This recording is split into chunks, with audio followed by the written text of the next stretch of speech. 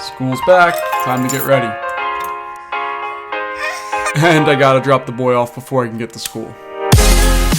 The first week of school is always kind of weird. You have your teachers who have to explain all the rules and how everything goes, and it's super boring for the students, it's super boring for the teachers. But then you start kind of building a community, you kind of get an understanding of what your class is like and how it's going to flow for the year. Now, first impressions are important, but they're not everything.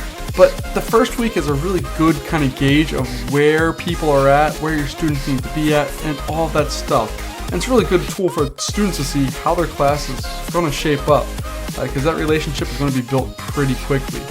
My beginning of the year activities include my kids running through the room trying to find different things on a scavenger hunt. It's really not that impressive, but they love it and I love watching them. You can see them flying through the room here. I've taken away the audio just so you don't get any names, but you get the idea of what's going on there. They're having a great time, and I'm having a great time watching the madness unfold in front of me. Once you get all the welcome stuff out of the way, then we can get into the content. And one of my favorite lessons to teach at the beginning of the year has to deal with graphic communication, explaining why pictures are so much more meaningful and valuable than words when it comes to engineering and the arts and so much other stuff. What I do is I put students facing away from the board, I put a picture up on the board, and I have a student describe what they see, and another student write it down. You can see the results from my classes, and you can see how different they are. School's over, time to go get the boy again.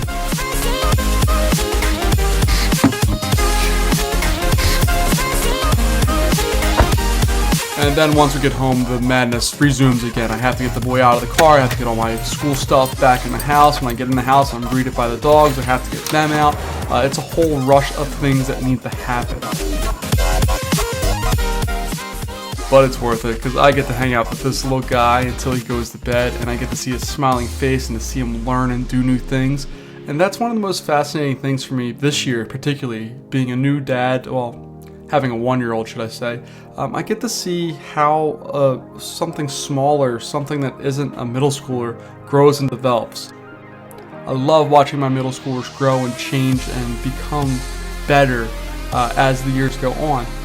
But it's totally different seeing it with my own son. I just love it, and I'm so thankful for the opportunity I get to teach students, to teach people, and to help them maybe become better adults than what I am.